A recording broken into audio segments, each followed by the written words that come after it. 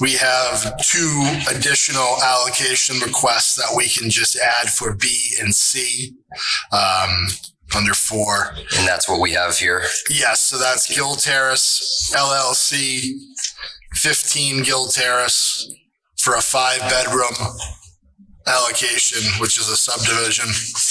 And then C, last name is Boyle, 20 Plumley Ave, 3-bedroom allocation request. Thank you.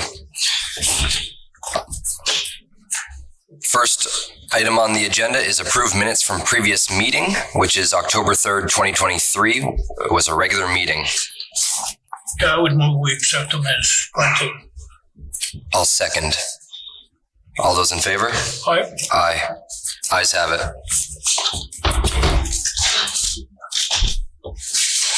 Second agenda item is comments from citizens. Hearing none, we'll keep moving.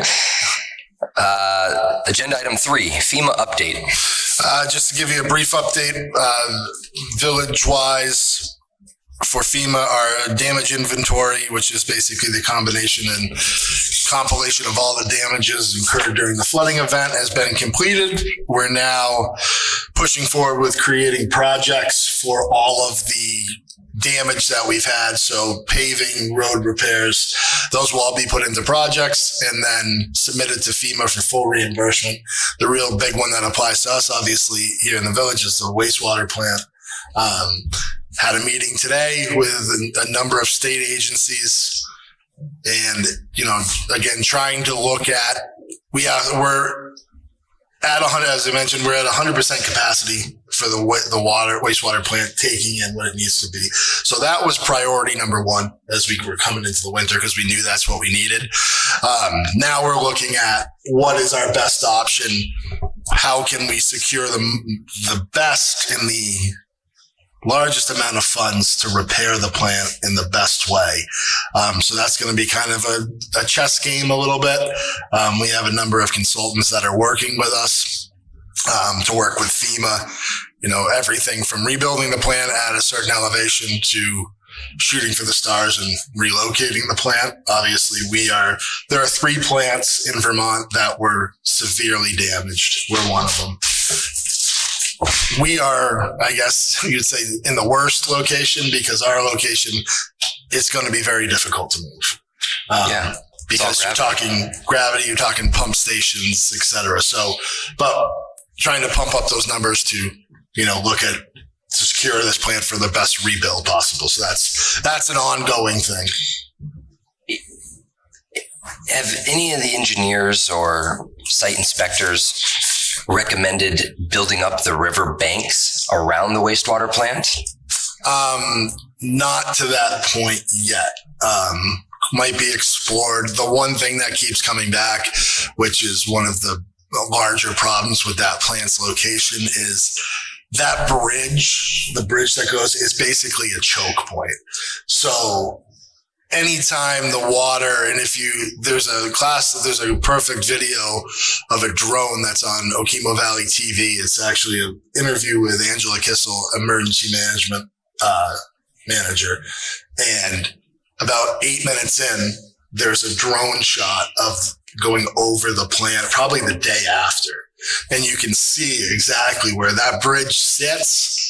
Anytime that debris piles up on that water's going right. Mm-hmm. And it just comes right over. So that's one of the big problems. And, that's, they say, I don't know the age on that bridge, but it looks like one of those old bridges that was built extremely well. I know that actually they just replaced it. It's actually a new bridge. Yes, fairly newish. Newish within the last probably 10 years, yep. Right? Yeah. So my correction there. But I don't know if with that being said, probably not going to be replaced, but it's definitely a choke point, which adds to that. And especially, Main Street just down, if you look at an overview of the river in the area from Village Pizza down, that river just wants to cut immediately and go straight. There's a pretty sharp bend right behind Village Pizza. Yep. And that's why that water goes straight and floods everything out. So mitigation probably has to start ahead of that plan, and that's part of this. So. Knowing that we have adopted the NFIP, we have to remember that, and I hope the federal government and the state government understands this as well. This was a farming agricultural community when it was first established, built on a river in a valley. Yes. So, and part of there's to a certain extent that we can make it flood resilient, but again, we're in a valley on a river. it's gonna. And part of that, and several mills used the stream for power. Yeah. There was a dam behind the Fire Street station. Bridge Okay. north. There was a dam there, and it backed up the water, hence the name Pond Street, because it created a pond there. So, I mean, you can't go anywhere in Vermont and not be away from water. No. It's the nature of the geography of the lay of the land. And in those days when they first got settled back in the 1600s and 1700s, what was their source of power? water. Source of everything. You know, you needed water to pretty much do anything. So I just evaluating every option. It's going to be a haul. That's for sure. But the good news is we're operating at capacity, which is that's good. Yeah. That's good news. Yeah. Okay.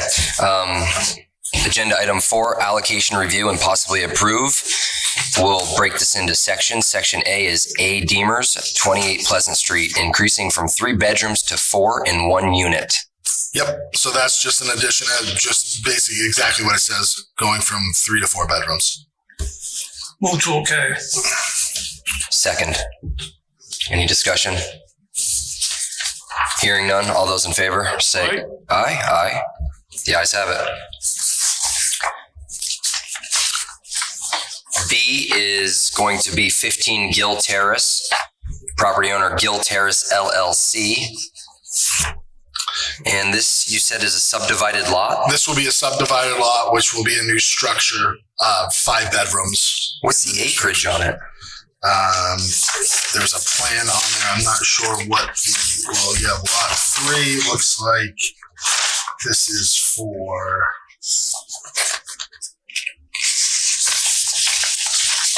Is this up behind the folks on High Street, if I'm looking at it? Yes. So you have a proposed acreage of 0.24 acres. This looks like what that's going to be. A little under a quarter acre. A little under a quarter. And what is the state of Vermont regs? 1/5 of an acre or something like that? Yeah. Okay.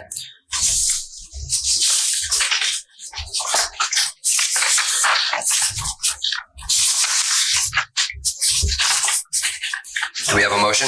I do. Move to okay. I'll second that motion. All those in favor signify by saying aye. Aye. The ayes have it.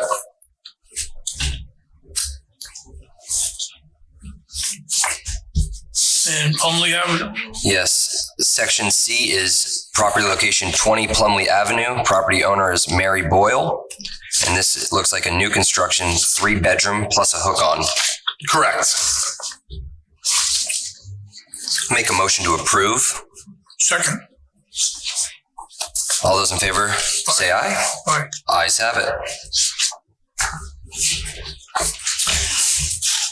Agenda item 5, possibly approve Christmas holiday party. This was discussed last night at the select board meeting. We have a yearly holiday party for the municipal employees, which is a combination of the village and the town. Just looking for a consensus to move forward with this. We'll solicit bids for either an on-site location or a catering, someone to cater and bring to an in-house location or somewhere. I'm not sure. I kind of have digressed to Diane in the office. She knows a little bit more about it at this point. But it seems like it's an annual thing that is people enjoy. I think that's great, especially in a year as tumultuous as this one. So I make a motion to approve. Yeah, I second that. All those in favor say aye. Aye. The ayes have it. Agenda item 6, department head reports. Do we have any questions? Mr. Washburn? No, I don't. I do not. The only question that I have is in regards to the water, and perhaps this is better directed towards the Water Commission. I was reading the water quality report, and it had lead levels of 13 parts per million, if I'm going off of memory. I don't have it in front of me, I'm sorry. And I couldn't find anywhere what the actual recommended level is. I think it's 0. Yeah. So I'm curious as to where that lead is coming in. Is it natural or is it in the pipes? Some of the, and I'd have to look because we take, not knowing exactly what report that is. I don't know. I'm guessing that is not taken from the source. We'd have to do sampling that is at a number of specific locations in town that was sampled directly from, someone's house, business, etc. So that also, when we report on that, that could be attributed to, it could be a service line. The bigger concern would be if it was actually in the system. So I'd have to look, but I'm guessing that those reports might be something that was reported. It could be something as simple as the service line to the town office. They come in, when they do these samplings, they sample in the bathroom here is one of the locations. It could be the service line that's coming in and it's picking it up. We have a project upcoming where we have to get rid of all the lead gooseneck service lines in the town. That could be part of it. But I'm sure that if Joe's very good at following up on these, so if he didn't take action, I'm sure that it was a minimal and probably attributed to something like that. Great. But I'll look into it. Thank you. And the last thing, when I was reading the water report, there's been a lot of news articles recently about PFAS in drinking water. And being an agricultural state such as Vermont, I'm curious if we are running tests for PFAS in our water system. We currently, I don't believe we do currently, but the state is now also requiring licensing for not only water supply, but distribution. So you have to have a water distribution license, which all of our operators will have. I believe that is required. Testing. For that. Excuse me, Justin, what is that PFAS? PFAS, yeah. It's an acronym for something I don't remember. Something big. Okay. Agenda item 7, aged receivables report. So we're still working through some of our delinquent accounts. You will see in your packet, we did send out disconnect final notices for those that are substantially behind. We're still working with some accounts. Obviously, as we said, we're coming into the winter. These are all handled in-house by myself, but we did have to send out, final notices, disconnect, saying that if there wasn't contact made, we didn't reach out, we didn't set something up, there is a possibility of discontinuation of services. And I know the appetite is low on this. We don't want to shut off anybody's water, but certain days of delinquency have to necessitate a response. And we're required to do our job. And really all we're looking for in many cases is communication. And, we understand a lot of situations that happens. It's been a tough year. We understand that. Anyone that has a delinquent issue, it can be worked with. The ones that are problems are ones that there's been repeated attempts, and they're basically ignored. That's where it becomes the issue. So we'll follow up on that. Hopefully we won't have to. We've gotten a number of responses, so the notifications have done well. Thank you. Agenda item 8, other business. I don't have anything, Mr. Walker. I don't. Agenda item 9, municipal manager updates. Just really some short ones is that we're working to try and get, I requested again today, a formal press release from Shaw's. I I know that I made it known last night that we reached out, and the answer was that, they're in the project scoping and outsourcing phase right now and are dedicated to rebuilding in the store, which is fine. I did reply and ask for not a hard and fast, but I will call it a soft timeline. I'd like to know if it's, obviously I don't think it's going to be December, but I'd like to know if it's going to be December next year. So that, I don't think that's that's not a very big ask for me. So hopefully we'll be able to provide that, within the week. I made that request again this morning. And back. There's been a lot of rumors and speculation about a grocery store reopening. And I think it's fair to say that this winter is not going to be opened. Is that a correct assessment?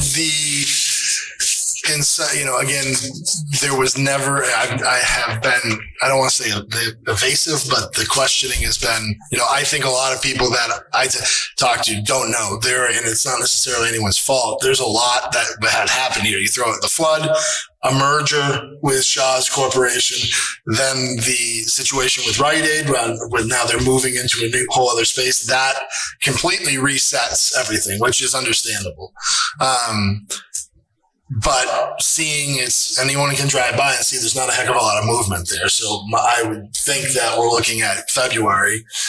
So having something that is firm that can kind of stomp out some of the rumors. And I think then we really focus on, information and informing people that when you come here, we're ready, but you need to be kind of prepared a little bit. Yeah, it'd be nice to. They still have their, delivery. They still, you can pick up. That's perfectly fine. That is going to be an utter nightmare. It's going to be tough down there. Yeah. I think maybe once we secure a press release or get any sort of information, posting it on our website and encouraging any folks that are traveling here to be very aware that we might not have a grocery store would be beneficial. I've had a pretty open line of communication with, the Mountain, a number of property managers and real estate agencies in the area. So because they have contacts, I've had an open line of communication with the owners of Singletons because, they are going to one of the places that's going to receive the immediate blowback from here. So, having extra aisles, extra stock is going to be beneficial to us, but also to them because we know what it's like down there on the normal winter. Yeah. So that's where we're at with that. The only really other thing of note is we have begun covering Mount Holly for ambulance coverage. That was effective 11/1. Mount Holly Volunteer Rescue Service dissolved. So in an effort to help support the Mount Holly community, we've taken over coverage there. Moving forward for the time being, kind of it's a collaborative effort where we're kind of under the standing we have a contract and we'll work on it moving forward. They had approached us previously about providing coverage, but it necessarily wasn't going to be in November. It was possibly next year, but things jumped the line and obviously we want to support them as best we can. So right now it's seen, Stephanie Grover's right out in front of it, working with their select board. Everything seems to be status quo right now. And that's really it. Thank you. Agenda item 10, set date for next meeting, which would be December 5th, 2023. I'm okay with that. Mr. Washburn? Yes, sir. Perfect. On a side note of item 10, we have budget season upcoming.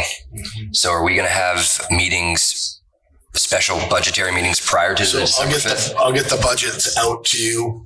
Though we're just Diane was just compiling everything into one spreadsheet. So yes, the likelihood will be we'll have a few special meetings to be able to go through that. I think that's the best way of doing things. Perfect.